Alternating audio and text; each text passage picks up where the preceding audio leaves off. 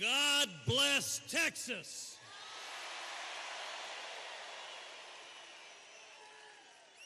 And God bless President Donald Trump.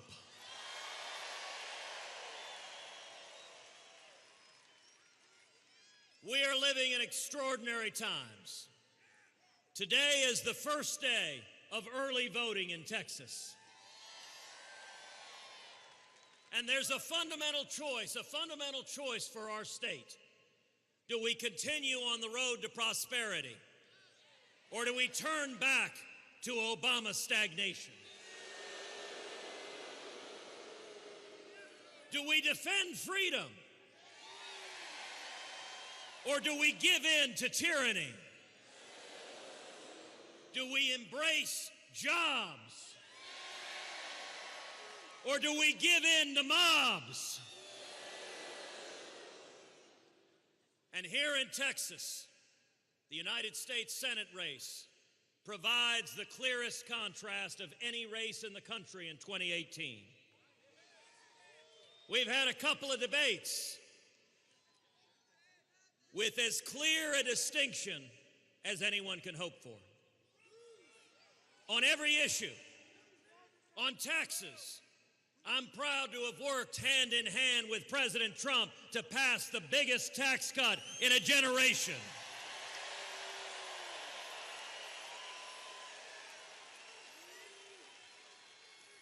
We cut taxes on small businesses, on job creators, on farmers, on ranchers, and on working families throughout the state of Texas.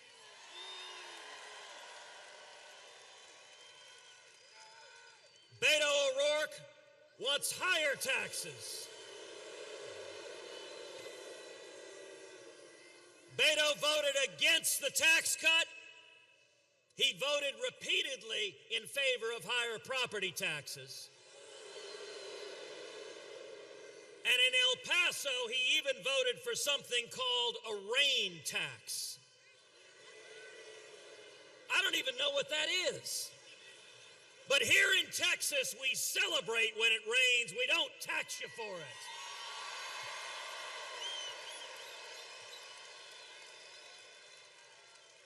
On regulations, I'm proud to have worked hand in hand with President Trump to repeal job-killing regulations that were hammering the state of Texas.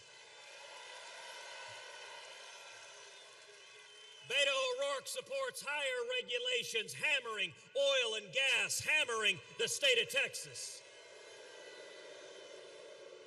In fact, Beto O'Rourke voted in favor of a $10 a barrel tax on every barrel of oil produced in the state of Texas. Now that is a terrific vote if you want to raise money in San Francisco.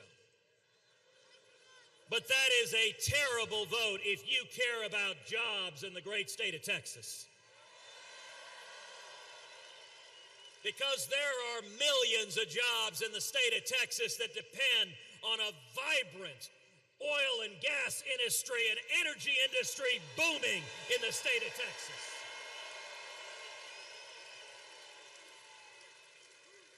And the combination of the tax cut and cutting job-killing regulations, the economy in Texas is booming.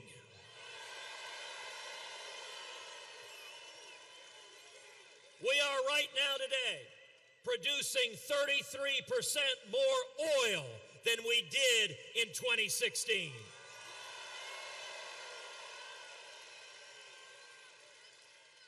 We have the lowest unemployment nationally in 49 years. We have the lowest African American unemployment that has ever been recorded.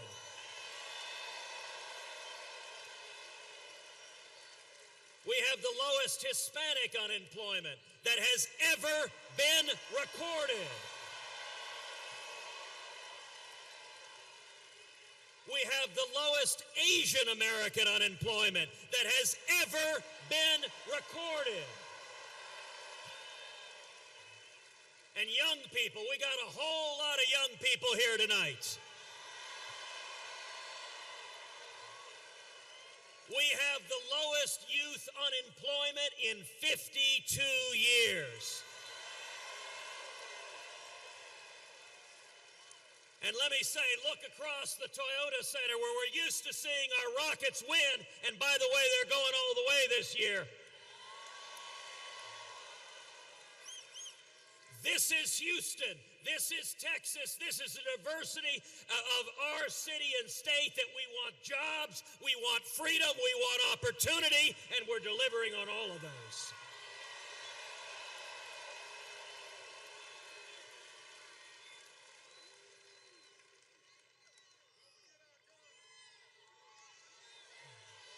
We're getting there. We're getting there. On the Second Amendment, I'm for it, Beto's against it. In fact, Beto tweeted out to the world how proud he is to have an F rating from the NRA. Not a D minus, not a D, an F. I promptly retweeted him. Elections are about choices. If you want a big government gun-grabbing liberal, well, the Democrats have given you one. On Israel, today the United States Embassy is in Jerusalem, the once and eternal capital of Israel.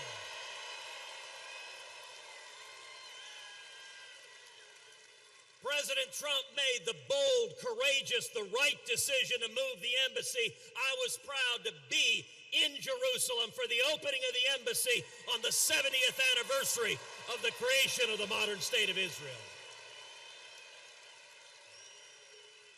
Beto O'Rourke has the most anti-Israel record of any Democratic Senate nominee in the country. Let me give you specifics.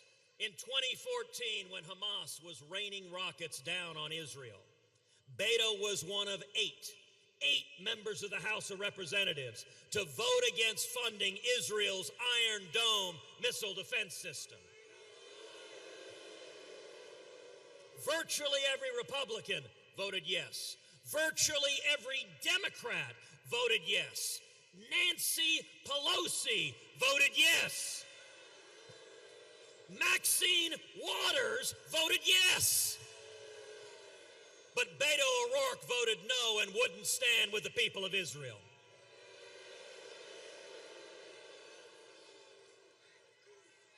On judges, I'm proud to have helped lead the effort to confirm Justice Neil Gorsuch and Justice Brett Kavanaugh.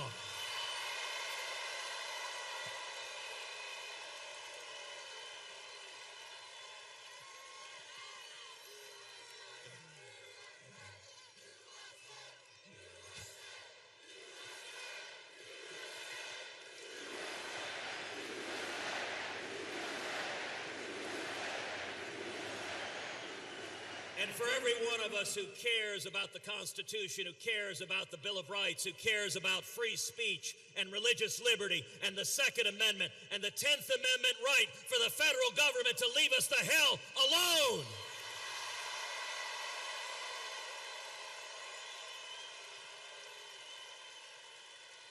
Those judges matter, and for the record, I am not Spartacus. But you can be sure if Beto O'Rourke had been in the Senate, he'd have put on the toga and started the Spartacus circus. That's not Texas. On immigration, there is no race in the country with a starker divide on immigration than this U.S. Senate race here in the state of Texas. On my part, I am honored to have the formal endorsement of the National Border Patrol Council, the union of the men and women who risk their lives keeping the border safe and protecting our country. We need to build the wall.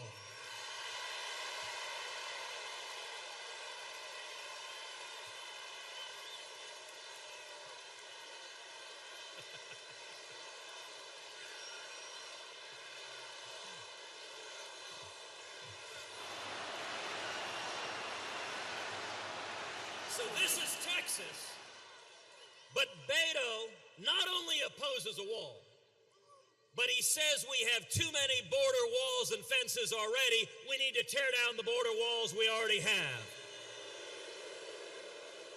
He supports sanctuary cities. And he has said he is, quote, open to, these are his words, open to abolishing ICE. That is radical, that is reckless, and that is not the state of Texas. Not only this, Beto O'Rourke is the only Democratic Senate nominee in the country to come out explicitly for impeaching President Donald Trump.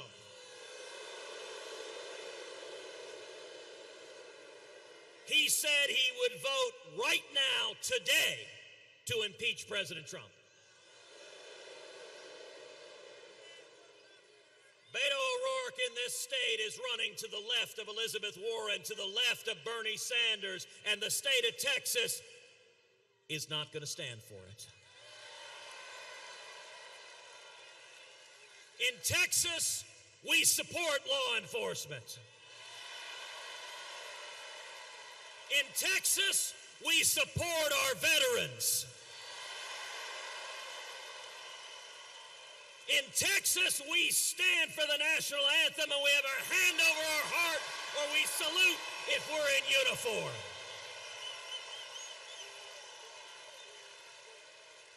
That is who we are. And I'm going to make a prediction to each and every person here. In 2020, Donald Trump will be overwhelmingly reelected as President of the United States.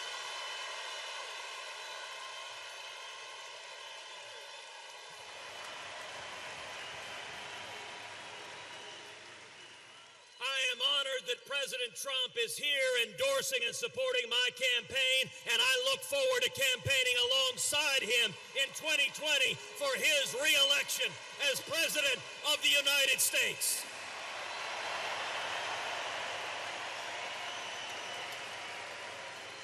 It is a great privilege now to have the opportunity to give to you the 45th President of the United States. A man who has presided over record jobs,